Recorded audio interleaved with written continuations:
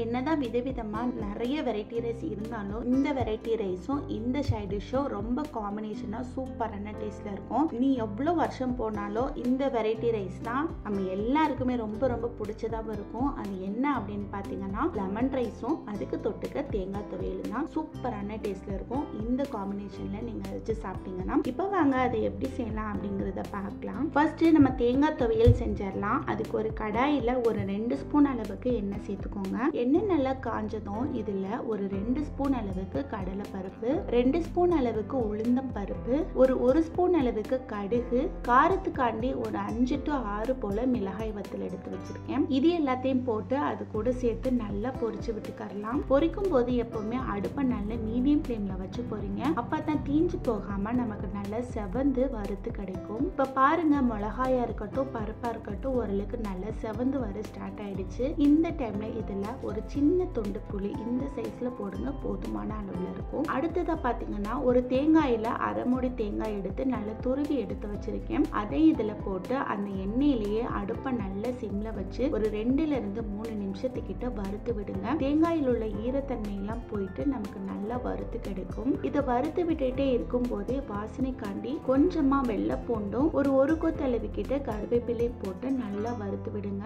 தேங்காய் ஈரத்தன்மையோட இல்லாம நல்லா உதிரியா வறுத்து வரணும். அது வரைக்கும் இதை நல்லா சிம்ல வச்சு வறுத்து விட்டுக்கறலாம். கரண்டியில எடுத்து பார்க்கும் போதே உங்களுக்கு தெரியணும் இந்த மாதிரி நல்லா உதிரியா இருக்கு அப்படின்ட்டு. இந்த அளவுக்கு இது நல்லா வறுத்து வந்த பிறகு ஒரு மிக்ஸி ஜார்ல போட்டுக்கறலாம். அடுத்ததா இது கூடவே ஒரு ஸ்பூன் அளவுக்கு உப்பும் போட்டு நல்ல துவையல் பதத்துக்கு அரைச்சி எடுத்துட்டு வந்துட்டு ஒரு பாத்திரத்துல சேர்த்துக்கறலாம். பாருங்க, சூப்பரா நமக்கு சைடிஷ் ரெடி ஆயிருச்சு. அடுத்ததா இதுக்கு பக்காவா மேட்ச் ஆகுற லெமன் சாதம் எப்படி செய்யலாம் அப்படிங்கறத பார்க்கலாம். லெமன் சாதத்தை பொறுத்தவரை சாதம் வடிச்சு ஏற்கனவே ஆற வச்சு வச்சிடணும். அப்பதான் அந்த மிக்சரோட சேர்த்து நம்ம மிக்ஸ் பண்ணும்போது சாதம் உடையாம நமக்கு நல்ல உதிரியா வரும். அடுத்ததான் நம்ம லெமன் சாதம் செய்ய ஸ்டார்ட் பண்ணிடலாம். அதுக்கு ஒரு கடாய் எடுத்து வச்சுக்கோங்க. லெமன் சாதத்தை பொறுத்தவரை நல்லெண்ணெயில பண்ணாதான் ரொம்ப வாசனையாவும் இருக்கும், டேஸ்டாவும் இருக்கும். அதனால ஒரு 2 to 3 ஸ்பூன் அளவுக்கு நல்லெண்ணெய் சேர்த்துக்கோங்க. எண்ணெய் நல்லா காஞ்சதும் இதுல ஒரு ஸ்பூன் கடுகு, ஒரு 2 ஸ்பூன் அளவுக்கு உளுந்தம் பருப்பு,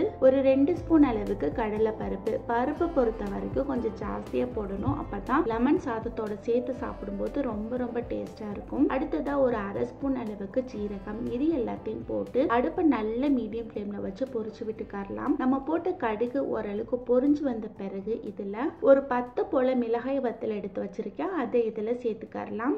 அடுத்ததா ஒரு சின்ன துண்டு இஞ்சி எடுத்து பொடிசா கட் பண்ணி வச்சிருக்கேன். அது ஒரு 4 கிட்ட பச்சை மிளகாய் எடுத்து நேர கீறி வச்சிருக்கேன். அது அடுத்ததா ஒரு 2 போல வேர்க்கடலை எடுத்து வச்சிருக்கேன். இது எல்லாத்தையும் போட்டு நல்லா வறுத்து விட்டுக்கறலாம். வறுக்கும் போது முக்கியமான விஷயம் அடுப்பு சிம்ல தான் இருக்கணும். இது எல்லாமே ஓரளவுக்கு நல்லா பொரிஞ்சு வந்த பிறகு இதுல ஒரு கொத்தளவு கிட்ட கருவேப்பிலை சேர்த்துக்கறலாம். அடுத்ததா அது கூடவே ஒரு அரை ஸ்பூன் அளவுக்கு மஞ்சள் தூள், அடுத்ததா ஒரு பெரிய சைஸ் அளவு லெமன் எடுத்து பிழிஞ்சு எடுத்து வச்சிருக்கேன். அது விதை இல்லாம வடிகட்டி இதுல ஊத்திக்கோங்க. இப்போ இது எல்லாத்தையும் சேர்த்து அது கூட நல்லா மிக்ஸ் பண்ணி விட்டுக்கறலாம். நம்ம ஊத்துன லெமனோட பச்சை வாசனை எல்லாம் போயிட்டு நல்லா வதங்கி இதுல இருந்து எண்ணெய் நல்லா பிரிஞ்சு வந்த பிறகு இதுல நம்ம எடுத்து வச்சிருக்கிற சாதத்தை சேர்த்துக்கொள்ளலாம். சாதம் நல்லா ஆறி வந்திருக்கு. இப்போ இந்த மிக்சரோட சேர்த்து இந்த சாதத்தை நல்லா கிளறி விட்டுக்கோங்க. இந்த மாதிரி லெமன் சாதம் செய்யும் போது உங்களுக்கு 3 நாள் ஆனாலும் கெட்டே போகாது. கண்டிப்பா இந்த மாதிரி ஒரு தடவை செஞ்சு ட்ரை பண்ணி பாருங்க சூப்பரா நல்லா கலர்ஃபுல்லா மிக்ஸ் ஆகி வந்துருச்சு. இந்த அளவுக்கு மிக்ஸ் பண்ணி விட்ட பிறகு நீங்க சர்வ் பண்ணிக்கலாம். செம்ம டேஸ்டா இருக்கும். நீங்க இதை லஞ்ச் பாக்ஸ்ல கூட கொடுத்து விடலாம். கண்டிப்பா இந்த காம்பினேஷன்ல லெமன் சாதம் பிளஸ் தேங்காய் துவையல செஞ்சு ட்ரை பண்ணி பாருங்க. ட்ரை பண்ணி பார்த்துட்டு எப்படி இருந்தது அப்படிங்கறது கமெண்ட் பாக்ஸ்ல கமெண்ட் பண்ணுங்க.